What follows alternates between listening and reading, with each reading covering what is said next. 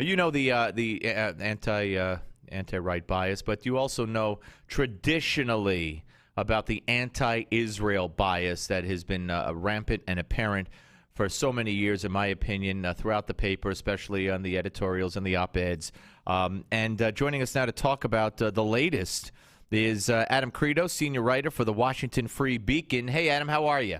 I'm doing well. Thanks for having me. Well, it's my pleasure. When I saw this, I said, oh, boy, it's getting even worse. And let's actually start with something. Well, let's start with the New York Times Jerusalem bureau chief, Jody Ruderin. She's come under increased scrutiny from pro-Israel groups and the pro-Israel community for articles that many say have a pro-Palestinian bias.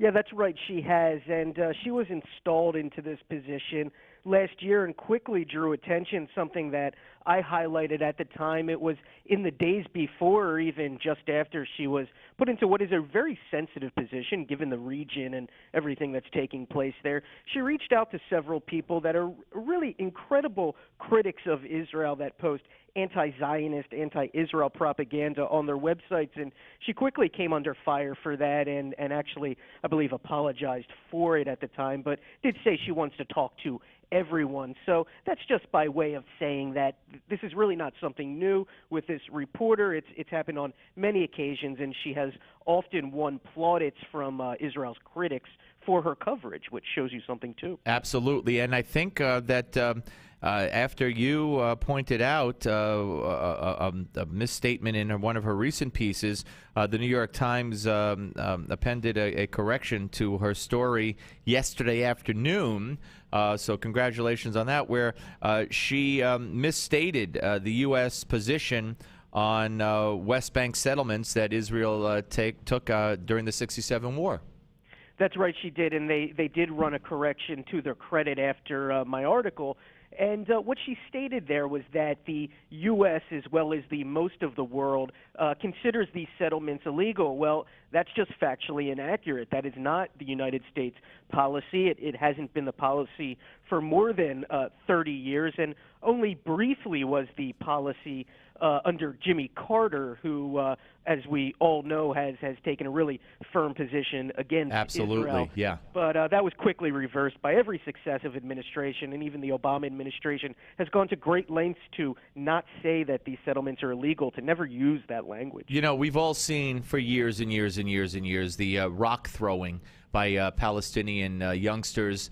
They throw rocks at Israeli soldiers, and it's been deadly often, and rocks could be deadly, and that's why you can't take it lightly as an Israeli soldier. And she penned a 2,000-word profile on Palestinian rock throwers on Monday of this week, describing these assaults as, quote-unquote, a hobby and a rite of passage in Palestinian society. And the Israeli Defense Forces, the IDF, they spoke out against that.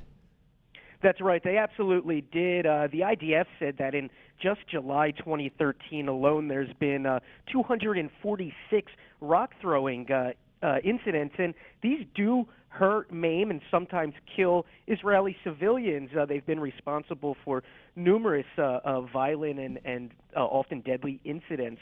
So to describe it in such a way that showed us as a hobby or a plaything or something that's very innocent, I think downplays the fact that this is a form of terrorism and a form of attack on innocent Jewish people. We're talking to Adam Kredo, senior writer for the Washington Free Beacon, on the Steve Malzberg Show, and we're talking about the Jerusalem bureau chief for the New York Times, Jody Ruderin. I also want to bring up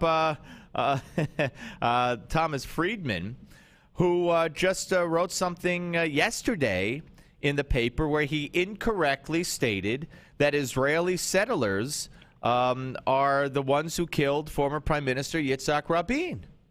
That's right. It was, again, a flat-out inaccurate statement. That's not true. The person who did assassinate Rabin was from Herzliya, which certainly is not a settlement. It's a major and very well-known Israeli city. But that's not the only mistake that Friedman made, which is very interesting considering that he calls himself a Middle East expert. But he also made a mistake in talking about the boycott movement of Israel, in which artists and others are forced to not play concerts or other things along these lines. He said that the Animals singer, the band The Animals, that he had canceled a show. Well, that, in fact, was not true. The man was threatened, but he said he's ignoring these threats and played anyway. And the Times actually did run a correction on that, but not the piece about the settlers. What the heck? So what could we insinuate is going on here, or what could we ascertain is going on here with the appointment of this Jody Ruderin, and these mistakes by Thomas Friedman, who should know much better? What do you think's happening?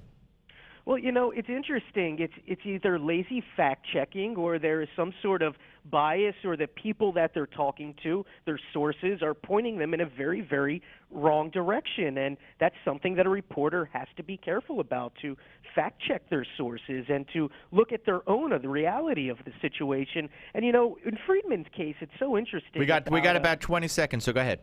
Well, with Rabin's assassin, the New York Times made the same error in 2005 and was forced to correct it. You should read his own paper, I guess. All right, listen, Adam, good work, and thank you. We'll speak to you again. Thank you, sir. I appreciate it. It's